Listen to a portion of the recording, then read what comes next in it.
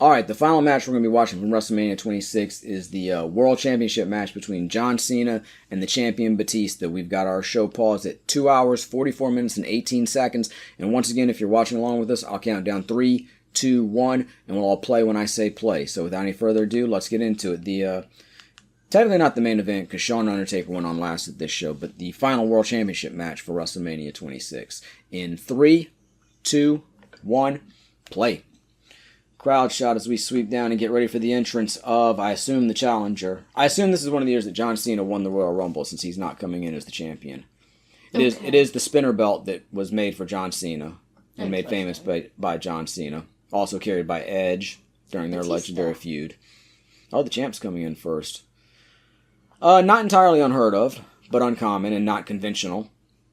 It looks so big. Normally the champion will come in first. What, the belt? Yes. That's saying something, too, because Batista's not a small man. Exactly, but it looks huge on him. He's not a giant by any stretch of the imagination, but he's not small. But then again, neither is John Cena, and the belt was designed for him, so they weren't going to make a tiny belt. I know a lot of people hate on this belt because it was kind of gimmicky, but I think it's a really good-looking belt, honestly. It is leaps and bounds better than the current championship belt. At least the one that Cody carries. The one that Gunther has is a little bit better. Is that the one we had the toy of? We do have the toy of this one, yeah. It was Marcus's belt. Yeah. And then got left with us. It's not like a high dollar replica. It's like the one you get at Walmart for $20, but it's actually a pretty decent little toy. I would have been happy. I would have been happy to have a toy belt like that when I was a kid. And I think it's held up all this time. So. And like I said, even like Steve Austin, he was the first one to have a gimmick belt when he had his world title reign. He had the Smoking Skull belt. Mm-hmm. And it was a good-looking belt. It was kind of weird, like, oh, now you're the champion, you get a different belt. I like the idea of everybody sharing, it's a title, it's a belt to be passed around. It's the trophy that everybody gets. But as far as just quality of the design, I think this is a good-looking belt. Yeah. And like I said, I think it's way better than anything. It's better than anything they've had as their main belt since at least 2002-ish, when they introduced the Undisputed Championship that Brock Lesnar won at SummerSlam 2002. Wow, you just won't let me finish, will you? Never. What were you saying now? I said, remember that green 24-hour whatever belt that was not good. Yeah. It was reminiscent of the original, or one of the older World Wrestling Federation Championships, the one that Hulk Hogan won when he first came into the company back at the end of 83, beginning of 84. I'm sure for somebody and it's actually, it was wonderful and nostalgic and everything. It actually isn't that dissimilar to the current Intercontinental Championship, I think, or at least the one they had. I think it's still the same Intercontinental Championship that Gunther carried for a while. That Braun Breaker has now. I literally just watched him defend it the other night, but I think it's the same belt, but it's not a great looking belt. You watched wrestling the other night? Yeah, the episode, not the most recent one as of the time we're watching this, but the week before when John Cena did his first heel promo, which we should we should probably talk about it now. How are you feeling about the John Cena heel turn? It's a choice. We should probably bring it up next time too, so Dylan can weigh in. But I think it's baffling, for one thing. Like, why throw away 20 years of equity of John Cena's heel run or John Cena's face run for a temporary heel run? In the middle of his retirement tour, even. Yeah. Because by SummerSlam he's going to be a babyface again. They're not going to go back on this and really make the fans hate them. And they're not going to finish his retirement tour with him as a heel. So this is going to be short term. And honestly, I've heard credible reports that this really was a last-minute decision, that Rock came in and wanted Cody to turn for him, and they said, no, we ain't turning Cody. But we'll turn Cena. How about that? And I obviously John had to sign off on it and agree to it, but still, the idea that they're going to make this decision in the middle of his retirement tour as a last-minute concession to The Rock is crazy. Like, they were quick to compare it to the Hulk Hogan heel turn at Bash at the Beach at 96, and they were doing that on the post-game show right after Elimination Chamber, which was just really grating to me. It was like, it just did not jive, because it's like, I'm watching this wrestling show where you're supposed to suspend disbelief, and then they're talking about it in terms of booking decisions, and it's like, I don't have a problem talking about it that way, but not on the post show. Let's try to keep kayfabe for a little bit. Yeah. But I don't think this is not the Hogan heel turn at Bash at the Beach in 96. And now, granted, John Cena has more time put in as a babyface than Hogan did when he made that heel turn. But John Cena has been a part-timer for the last several years, been clearly portrayed as a part-timer for the last several years, and it's literally in the middle of his retirement tour. Hulk Hogan, he was definitely past his prime, but he was still figured in as the top or one of the top guys at the time he made the turn. So it's not the same thing. It's not comparable. Yeah. Now, at the same time, I do think it's also not the Steve Austin heel turn from 2001 in as much as I think it's a bad idea, but it's not going to tank business and effectively in an era like the ill-fated Steve Austin turn did either, just because the business model is different now and one guy's not going to affect things that way. But it still seems silly to me, and especially if it's the last-minute concession of The Rock. How do you describe John Cena's persona? Hustle, loyalty, respect. Never give up.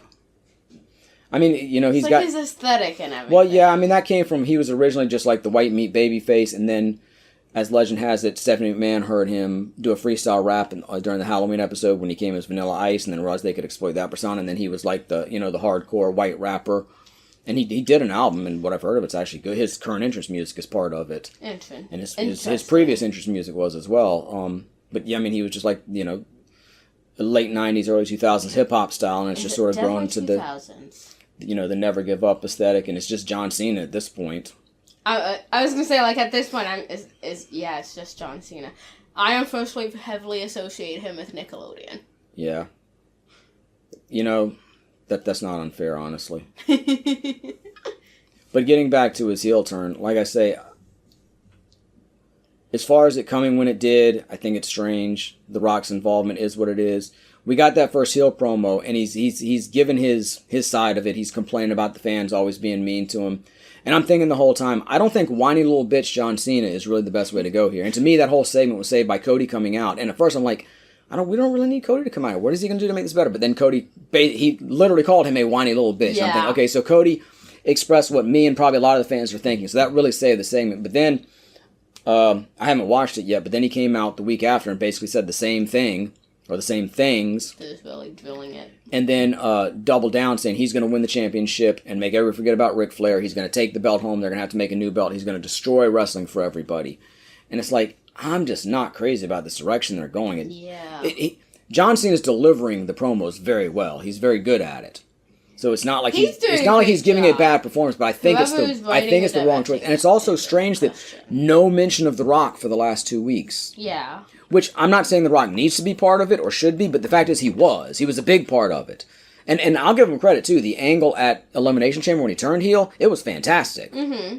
And I didn't see it coming until right at the moment before it happened when they showed the close-up of John Cena's face. I even turned to your mother and said, "Oh, they're going to turn Cena heel." Yeah. Which it was, even having recognized it the millisecond before it happened, it was still a big shock. Yeah.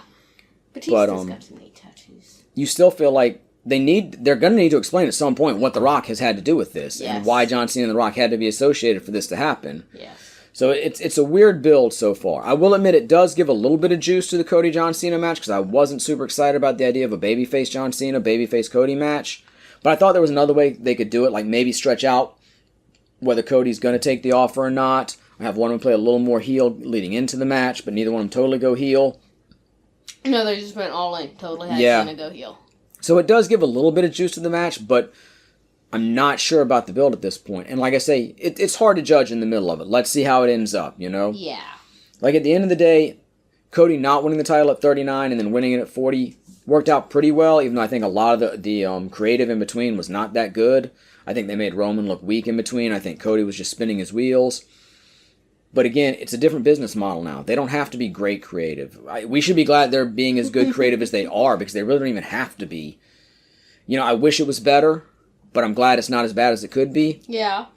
And like I say, I'm still more of a nostalgic wrestling fan than a current wrestling fan anyway, so I'll take it for what it is. So at least they're not doing some of the creative storylines that they could be. Could try. Yeah, I'm interested to see where it goes, but I think they need to make some changes. I don't think they need to just completely scrap it or anything, but I don't love the direction they're going in yet. Anyway, we'll see how it ends up. Like I said, I'll be shocked if Cena beats Cody. Yeah. And I expect Cena to be babyface again by SummerSlam at the latest, so. I don't think Batista has a lot of tattoos, but he has big tattoos. Yeah, I mean, his arms are all tattooed. I think he's got more now than he did back then. I think he's added to it, but I may be wrong. He has some on his chest now, doesn't he? Batista, I'm not sure. I don't know. Because I think he has some stuff. I think he has some stuff for Drax that's just part of the Drax look that isn't his tattoos. I don't know. So we may be thinking about that too. Honestly, I've not seen Batista without a shirt on that recently, other than his Drax. I saw him the last topless as recently as looking up references. Because I want to say the last time he wrestled, he did his retirement match in like 2000, late 2010s. I can't even pinpoint the year for sure. But he came back for that one match with Triple H at WrestleMania, and that was his retirement match. So even that's been a while. Yeah, I did just double check. Spoiler, John Cena does win this match, by the way. Boo. I said John Cena has not lost many title matches at WrestleMania. Okay, I'm not seeing any chest tattoos. So I was pretty sure John Cena probably won this match. Like I said, I remember I watched it when it happened. No memory of it whatsoever. Did not remember these two wrestled at WrestleMania. These two were the two finalists in the Royal Rumble 5 years before this, in the infamous spot where they accidentally both went over when only one of them was supposed to. Yeah. And they came out and restarted the match, and that's when Batista would win and go on to his first World Championship victory at WrestleMania 21, which we're going to watch on the next episode. It seems like maybe he expanded the tattoos we see him currently having. Maybe he expanded them up his shoulders and over slightly, but they're not like really chest tattoos. Yeah, no, if that's his current look, that looks pretty much the same as his wrestling days, or at least the ones we're watching now. Yeah, say if not the exact same, extremely similar. These two would have debuted in the WWF right around the same time, right around the 2002 era, when John Cena would just come in as the one who kind of coined the ruthless aggression phrase. He came out and challenged Kurt Angle, and Kurt Angle was like, "What have you got that makes you special?" Like, ruthless aggression, and then took him down, and that was the beginning of the John Cena run. And Batista came in as he was the deacon for Devon Dudley when they split the Dudley boys up, and Devon was doing the Reverend Devon act. Batista was the deacon and the one holding the cash box for him. Okay. Of course, they both came up through OVW under the tutelage of Danny Davis and Jim Cornette, which was one of the WWF developmental territories back in the early 2000s. Of course, Brock Lesnar, Shelton Benjamin, Randy Orton all came through there as well. Like most of the 2000s WWE stars came through there. Do you prefer Batista or Cena? For what? Just in general. I don't know either one of them. Which one's your more favorite wrestler between the two? Obviously, I know neither are your actual favorite They'd pretty much wrestler. be equal, Al. Really? In wrestling and acting, they're very similar. Interesting. They've kind of, followed the same. I mean, Batista wasn't as big a star as Cena in either medium, but he's not far behind. And he was definitely the guy in the WWF for periods of time. And they're pretty equal in ability in the ring. And they're both good actors. And like you say, neither one was ever my absolute favorite for any reason. Batista is my absolute favorite wrestler, so... At this point, I don't even know who my favorite wrestler would have been. I guess Shawn would have still been my favorite wrestler as far as active wrestlers in 2010. Yeah. When would Brett have stopped mainly wrestling? 2000. He got the concussion at the end of 99, so in 2000. And yeah, we should mention, that is, Bret Hart came back to wrestle, I put in quotes, Vince McMahon at this show in a really ugly match segment, but I mean, Bret can only do so much at this point. I do remember that match. And I considered watching it, but I didn't really want to watch a long segment with Vince McMahon, and like I say, it doesn't show Bret in the best light either as far as his wrestling ability.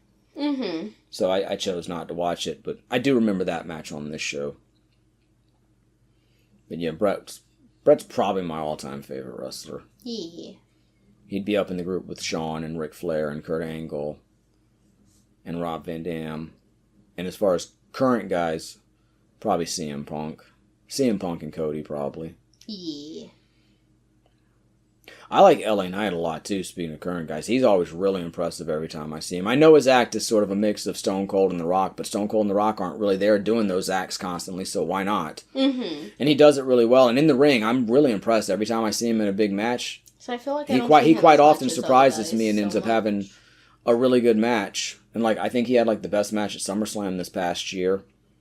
He and AJ, even though I expected it to be a real styles clash, no pun intended, had like a really good match at WrestleMania, unless they wrestled at SummerSlam, and I'm just getting that mixed up. But I think they were at WrestleMania last year. So yeah, I'm a big fan of it. I feel like he's somebody who's, again, getting kind of pushed down, though, and not featured as much as he should be. That sounds about right. But he's somebody who I'm pretty impressed with as far as and I just don't watch AEW enough to really have a favorite of the group over there. I definitely don't watch much AEW. Now that they're on Max, I have access to them every week, but I just, I don't know. You were watching AEW the other night, weren't you? Yeah, I watched like 5 minutes of it when I was making dinner, because it took me a little while to turn it on, and then I was done, but... I just happened to be in the kitchen for those 5 minutes. Even WWE, you know, Raw's on Netflix, so I can watch Raw every week We've now. watched it, like once? We watched the debut, so yeah, and then I watched bits and pieces of it other weeks. Yeah. It's just hard to commit 2 to 3 hours, you know, on any given week, especially to do it regularly. Yeah, honestly. But I remember the night Cena was doing his Spinebuster promo and the whiny bitch comment and whatnot. One of my friends had just gotten off of work or something and was watching it and telling me about it. And, like, right after they told me about it, I walked out here and you were watching it. Yeah. Yeah, like I said, Cody saved that. I mean, John Cena it wasn't bad because of Cena's performance. I just don't necessarily think it was the best direction in which to go. Yeah. But to me, Cody saved it by speaking for all the fans and literally saying, "You're being a whiny little bitch." Definitely. One of the reasons we love Cody. Like, it's not what I expected from Cena, and I hope they change directions a little bit before we get there. I'm sure they And like I say, at some point. whether he should have been involved or not, The Rock was a big part of it, so they need to tie that back in. Batista reaches the ropes, breaks. John calls that move the STFU. It's basically the STF, which was a submission hold popularized in Japan in the 90s. Interesting. I remember Masachono doing it. It was the first person I saw doing it. And there's the spear from Batista. Not the best spear. Wrestling. I've heard people often say if you look at a wrestler's eyes, if his eyes are open, it's not going to be the finish. Have you ever paid enough attention to I try to watch sometimes when I think about it, but the camera angle's not always there either to see. Yeah. But yeah, I try to watch, and for the most part I have noticed that to be the case when I could see him. Interesting. I'm not sure why that theory holds. I don't know if it's so they can see the referees count and make sure they kick out, or if they're closing their eyes to make sure they don't accidentally kick out, or if it's just habit, or what, or if it's meant to be a signal to the referee. Maybe. I've never heard that part of it explained. It's just like a common selling thing. Just a common human reaction thing. Looks like they're setting up a superplex here. I know I did a terrible job describing that, but I'm sure somebody else. Oh, they're holding hands. Look at that. That's so sweet. They're going to hold both hands. Oh, the test of strength on the ropes. That's kind of unique. Yeah. We've seen this. If you watch a lot of wrestling, you've seen this test of strength move a lot, but not necessarily up on the ropes. I feel like I have not seen it a lot. You haven't watched enough wrestling. That's fact. Especially from the 90s. From before. Fact. Headbutts to the shoulder. I guess it's not a headbutt. Is it a headbutt? Because he's using his head, but he's hitting him in the shoulder. Yeah. I think it's a headbutt as long as you use your head. It's a headbutt because you're using your head. It doesn't matter. Yeah, because a diving headbutt, or you do a headbutt to the groin or something. Yeah, okay. Now Cena gonna fly. That's not traditional Cena. But we've seen him go up there a few times. Oh, is he gonna do the 5-knuckle shuffle from the top rope? You can't see me. It was funny in his first heel promo when he was like, "You made." Batista? It was a fist drop. That's what the 5-knuckle shuffle is. I just didn't see him make contact. Oh yeah, he may well not have made contact. Yeah. But that's the idea. It looks like he kind of went off to the side. He may well have missed it. I think he's pretty famous for not really hitting it. Batista bomb. Nice. But he's not going to get him. Yeah, I can't see John's eyes to see if they're open or closed. I wasn't paying. But the one thing I did. Like his face. The one thing I did like in Cena's first heel promo was when he complained about, "You made me the butt of a stupid invisible joke for 15 years." I thought that was kind of a fun reference. Yeah. Gosh, I remember kids doing that all the time in elementary school.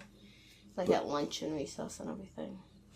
But even having said that, like I say, overall, I don't like the whiny nature of the promo. I think he should have come out a little stronger than that. And even though I expected the sort of cliched, you know, I did it for me and I'm older now and I need whatever shirts I can get to, you know, justify my legacy or secure my legacy. Yeah. He would have, just like he delivered this well, he would have delivered it well.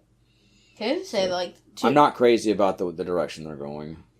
That's, like, the thing I remember most of elementary school lunch is kids doing the John Cena thing and trading gum. That's elementary school lunch to me. Attitude adjustment. Cover. Nope. John kicked out of Batista's finisher. Batista kicked out of John's. Batista has a very wrinkly head. Okay. I don't mean to call attention to it. I feel bad about it now, but it was just there. Yeah. He seems to be okay with it. I'm sure he is. I would assume so. Now, I trade a wrinkly head for all his success anyway.